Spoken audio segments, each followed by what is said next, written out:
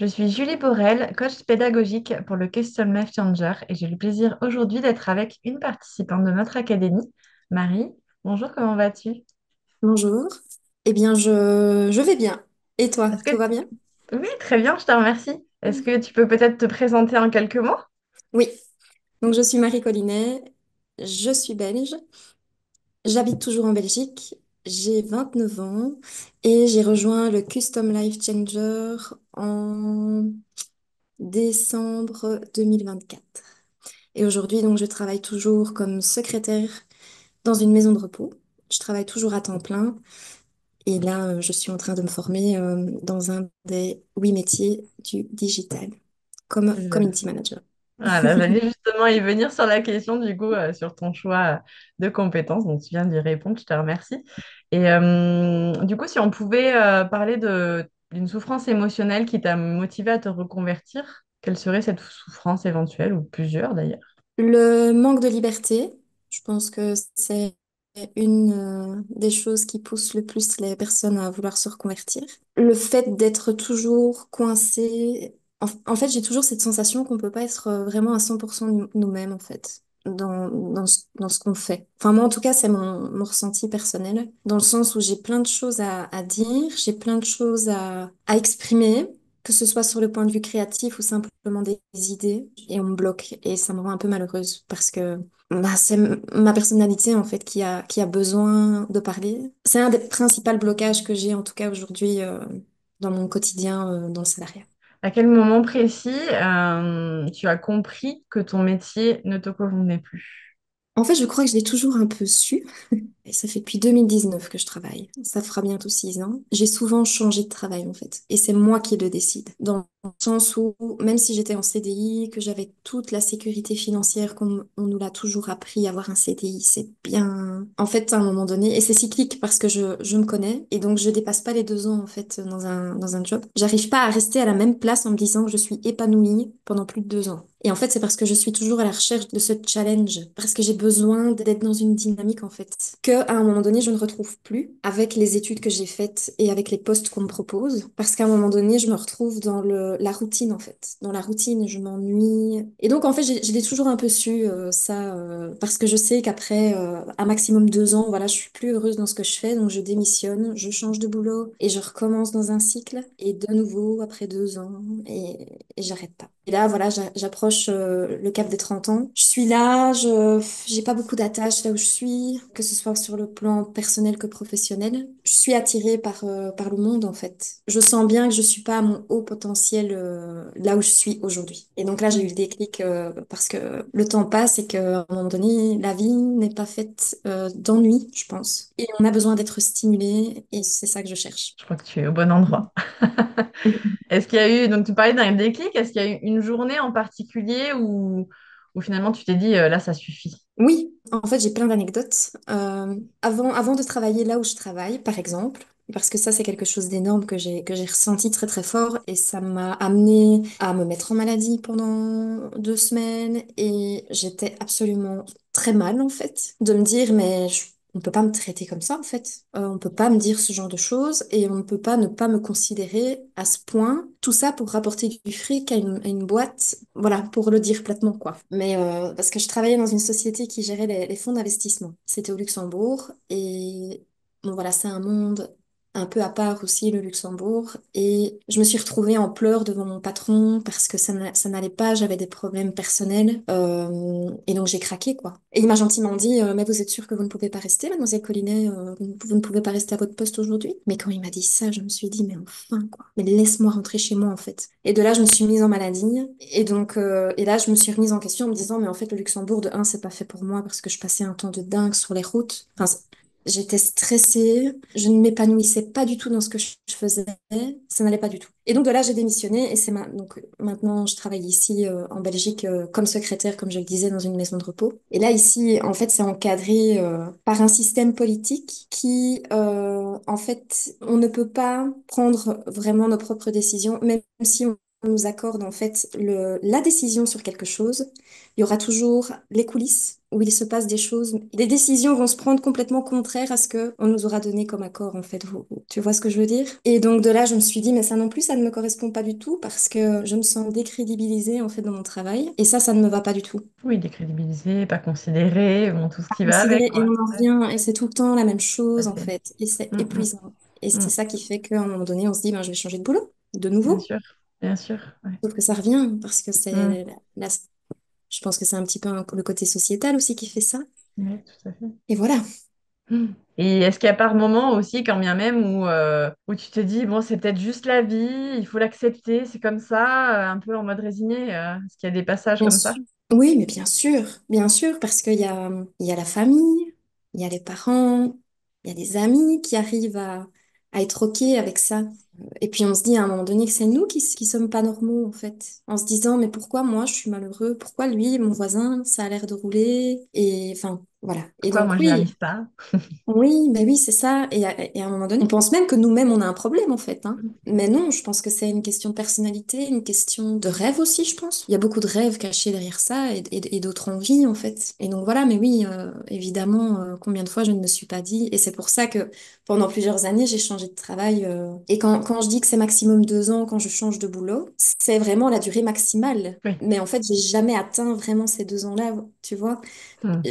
Parfois ça durait 9 mois, parfois ça durait un an. Donc j'ai peut-être changé, là, depuis 2019, 4 ou 5 fois de travail facilement, quoi. Et j'ai même pas encore 30 ans. Justement, donc maintenant que toi, tu as sauté le pas et a priori que tu es plus heureuse grâce au CLC, qu'aurais-tu envie de dire à ceux qui commencent à se résigner et à souffrir de leur situation professionnelle? Osez, lancez-vous. Je pense qu'il n'y a pas de bon moment pour décider de changer de vie. Alors, ce sera pas facile, mais après, vous en serez davantage plus heureux. Qu'est-ce qui t'a convaincu de nous choisir plutôt qu'une autre académie? Qu'est-ce qui a fait la différence? Alors en fait, je connais une personne qui, au tout début du Life Changer, avait adhéré en fait à tout l'aspect immobilier. Je pense que Thibaut avait commencé avec tout ce qui est immobilier, je pense, hein, avant de mettre en place les 8 métiers du digital.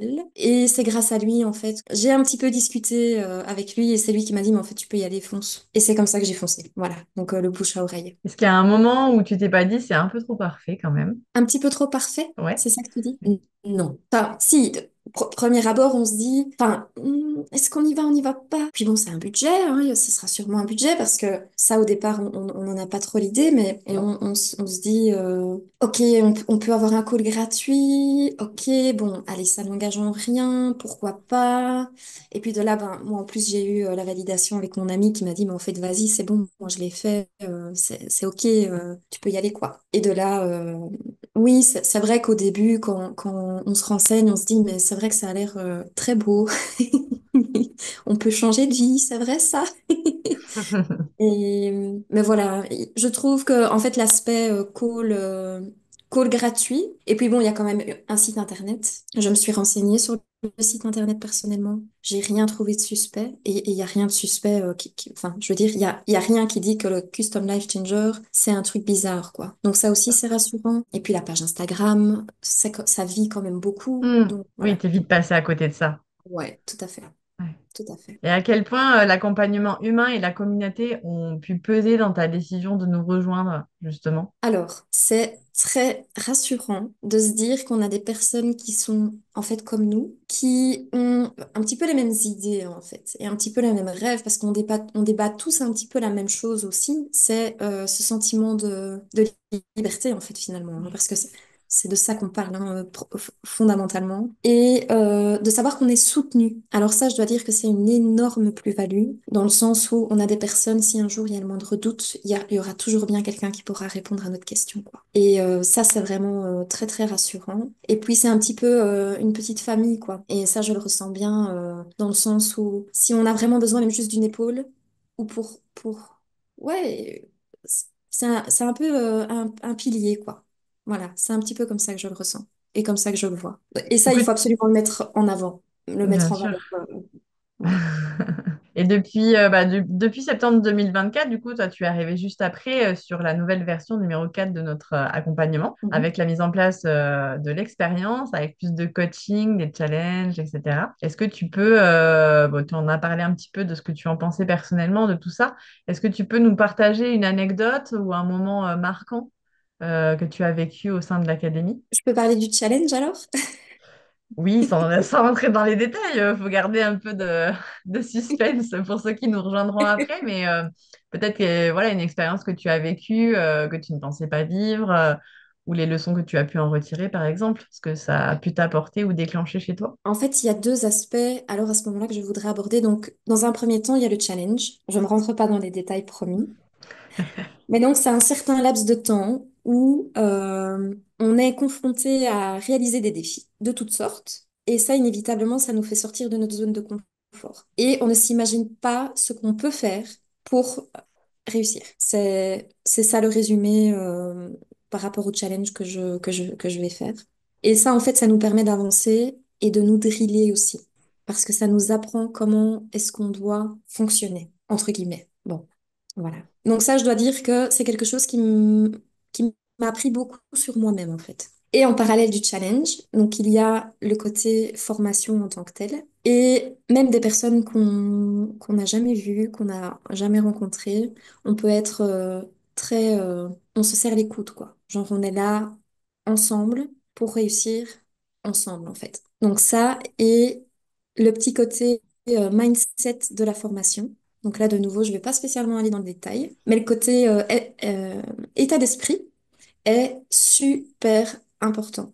Parce que de un, il nous confronte à nous-mêmes beaucoup, en fait. En fait, ce n'est que ça. C'est se regarder dans un miroir et se dire, OK, en fait, ton plus grand ennemi, c'est toi-même. On travaille là-dessus pour qu'on soit plus des ennemis, quoi. Donc, de nouveau, je vais m'arrêter là pour parler de l'état d'esprit aussi, mais ça aussi, c'est quelque chose qui m'a beaucoup appris parce Ouais, qu'on est simplement confronté à soi-même et on doit combattre les petites blessures et les petites choses qui nous empêchent d'avancer dans notre vie, en fait. c'est ça. Et là, de nouveau, je suis fort dans l'émotionnel et dans la psychologie, donc ça, c'est quelque chose que je motive très, très fort pour toute personne qui pourront m'écouter, c'est d'y aller à fond, quoi. Ouais. Vraiment à fond par rapport à ça. Voilà. Ça, merci Marie. Et du coup, bah, tu nous le disais tout à l'heure, tu es toujours en cours d'emploi pour l'instant. Comment Mhm. est-ce que tu as réussi à concilier ta formation avec ton emploi actuel et ta vie personnelle? C'est sportif. Je ne vais pas vous le cacher. Parce que voilà, je travaille toujours à temps plein. Maintenant, j'ai des horaires de bureau. Donc, je travaille un petit peu le matin. Donc je me lève plus tôt. J'essaye de me faire une petite morning routine. Et puis, ben, je travaille 1 heure le matin. Et puis, je vais bosser. À 17 heures maximum, j'ai terminé au bureau. Et je switch directement pour rebosser 1 heure ou 2 sur ma formation. Et voilà un petit peu comment ça se passe. Et avec ça, ben, je concilie un petit peu le sport. On des amis, voilà, on se voit le week-end. La famille un petit peu la semaine. Mais voilà. Je pense que d'un point de vue organisation, ça fonctionne. Mais voilà, comme je le disais au début justement de ce podcast, c'est que ça va pas toujours être facile, mais quand on veut réaliser ses rêves et qu'on décide de prendre un autre chemin, on est prêt à faire beaucoup de choses pour y arriver. Tout à fait. Où est-ce que tu en es aujourd'hui par rapport à tes objectifs initiaux? Alors, j'avance bien, et notamment un de mes objectifs initiaux, c'était de me détacher le plus possible de mon travail. C'est-à-dire que, comme je le disais, je suis très impliquée. En fait, j'ai besoin d'être challengée. Euh, je m'implique beaucoup dans ce que je fais. Et bon, il faut savoir quand même qu'on passe 38 heures par semaine à son travail, en tant que salarié, je parle. Et donc, jusqu'à présent, j'étais très impliquée dans mon travail. Sauf que quand j'ai remarqué le retour que j'en avais, j'ai été dégoûtée en fait. Ça m'a dégoûtée une fois de plus. Et donc, et c'est de là en fait que je me suis dit, ok, Marie, trouve un plan B. Trouve un plan B dans ta vie, il faut que tu te bouges parce que ce rythme ne te convient pas. Et c'est de là que j'ai rejoint le Custom Life Changer. Voilà, je fais Hmm. des petites parallèles avec ce dont on a parlé au début. Donc ici, un de mes objectifs, c'était ça, dans un premier temps en tout cas, c'était de me détacher de mon travail. Donc en fait, tout l'investissement et tout mon être que je mettais dans mon travail, je le mets au sein de la formation et mes objectifs pour réaliser ce que je souhaite réaliser d'un point de vue entrepreneuriat, en fait. Donc ici, voilà, j'avance peut-être un petit peu moins vite que ce que je l'espérais parce que je peux pas tout faire en même temps, mais je pense que j'avance déjà bien et d'un point de vue émotionnel, je gère. Est-ce que tu peux nous dire si tu as déjà signé des contrats actuellement et combien? Oui. Alors j'ai 2 contrats. qui sont en cours, tout à fait. Super. Ouais. Est-ce que tu Ouais. peux justement nous parler de ce moment-là où tu as eu ton premier client? Qu'est-ce que tu as ressenti à ce moment-là? Du soulagement. Du soulagement et ça a été quand même très très vite. Et je dirais, c'est du soulagement. De la gratitude aussi parce qu'on se dit que ça va plus vite que ce qu'on pensait en fait. Et donc c'est un petit peu voir la porte de sortie, une porte de sortie là où on pensait qu'il n'y en aurait jamais, quoi. Hmm. Voilà. Et quel regard porte ton entourage sur ton évolution? Qu'est-ce qu'ils pensent de toi maintenant? Est-ce que c'est la même personne ou c'est une autre personne maintenant? Ce que je peux dire et ce dont je suis sûre, c'est que ma façon d'être et mon comportement est totalement différent. Et je pense qu'ils doivent le ressentir. Et ce Hmm. n'est que du positif. Parce que c'est ça, en fait, je suis en train de m'accomplir. Et ça, inévitablement, vous rayonnez d'une façon différente aussi. Ouais. Si l'occasion se présentait, est-ce que tu recommanderais cette expérience et notre académie à l'un de tes proches que tu aimes énormément? Oui, bien sûr. Et d'ailleurs, j'ai quand même parlé. Alors, si, bon. Mes proches, donc je parle surtout de la famille en tant que telle. Ouais. J'ai pas trop parlé de la formation, mais j'ai une amie justement qui me disait qu'elle avait une possibilité. Je vais pas aller dans le détail, mais et du coup je lui ai parlé que moi-même je suivais une formation, mais sur le côté dans l'entrepreneuriat. Donc c'est vraiment dans le but de devenir indépendante. Que je suivais une formation avec telle académie, donc le Custom Life Changer, et que je me faisais former en parallèle parce qu'elle me disait qu'elle avait des débouchés, enfin voilà. Et du coup, je lui ai recommandé et de se renseigner, voir si ça pouvait l'intéresser. Et je lui ai même envoyé des vidéos du Custom Life Changer qui sont disponibles sur YouTube pour qu'elle se renseigne, quoi. Et si aujourd'hui on faisait une comparaison de ta vie avant et de ta vie après ta reconversion, même si elle est toujours en cours avec notre académie, qu'est-ce que tu dirais? Comment tu ferais cette comparaison? Donc une comparaison de moi avant et de moi maintenant. J'étais perdue, c'est ça. J'étais perdue. En fait, j'avançais sur aucun... Bon là, on va un petit peu dans le personnel aussi, hein. Je vais aborder un petit peu plus le côté perso. Mais en fait, je n'arrivais à m'engager dans rien. Que ce soit sur le plan s'installer, par exemple, acheter une maison, s'investir, même si ça ne nous convient pas à 100% dans son travail notamment. Voilà, ça c'est quelque chose que j'arrive pas à faire. Donc le fait d'acheter une maison, ben voilà, j'arrive pas à me lancer. En fait, j'ai des blocages parce que, en fait, je suis aussi profondément convaincue et je pense que je l'ai toujours su. Je suis pas faite pour être là où je suis aujourd'hui. Genre, c'est pas ma place. Je suis pas là où je dois être. Et l'univers me renvoie des messages. J'exagère un petit peu quand je dis ça. Je vais mettre des guillemets. Mais ça ne se met pas pour moi là où je me trouve aujourd'hui. Mais là, par contre, depuis que j'ai commencé la formation, en fait, comme je le disais juste avant, je vois des portes de sortie parce que je vais Donc ça pouvoir, s'ouvre, quoi. oui, oui, que ce soit sur le point de vue financier, parce que probablement, je l'espère, gagner plus d'argent, ce que je ne peux pas encore dire aujourd'hui, mais voilà. Et je vais pouvoir voyager. Donc, pas besoin d'avoir des engagements quelque part, en fait, finalement. C'est ça un petit peu la différence entre la Marie d'aujourd'hui et la Marie Hmm. d'hier. C'est que avant, je ne voyais que la case dans laquelle je devais absolument me fondre. Et aujourd'hui, j'en vois... En fait, je vois plus de cases. Il y a plus de cases. C'est toi qui fais les cases, C'est ça. C'est moi qui décide de ce qui va se passer. Je vais pas faire comme tout le monde, en fait. c'est C'est ça. ça l'histoire. Oui, tu te sens Voilà. plus accompli, quoi. Voilà, tu Oui, fais tes propres et, choix. et je le ressens, c'est viscéral, en fait. Hmm. Dans le sens où, avant, j'étais tout le temps anxieuse, par exemple. Hmm. Mais fortement pour tout, tout, tout. Et aujourd'hui, en fait, j'arrive à lâcher prise parce que je mets des choses en place et c'est moi qui contrôle ce que je fais. Et c'est là aussi toute la différence. Et en fait, je me sens mieux dans ma vie en général. Super Marie, ben, on va finir par un mot. Du coup, en un seul mot, comment est-ce que tu décrirais l'impact du Custom Made Changer dans ta vie? Décrire l'impact. Il y en a vraiment beaucoup que je pourrais dire. Mais ici, je vais juste me fixer sur bienveillant. Voilà. Oh, merci. Bah, écoute, merci Marie pour ton témoignage, pour ta personnalité, ton énergie et ton partage d'expérience. Ton retour va pouvoir inspirer la prochaine session, la prochaine promotion de notre académie. Tu peux être fier de tout ce que tu as accompli et que tu continues d'apporter 100% de ton énergie et du sens dans tout ce que tu fais. Et c'est le plus important. Mhm. Mhm. Merci de m'avoir écouté. À très bientôt. Oui, salut.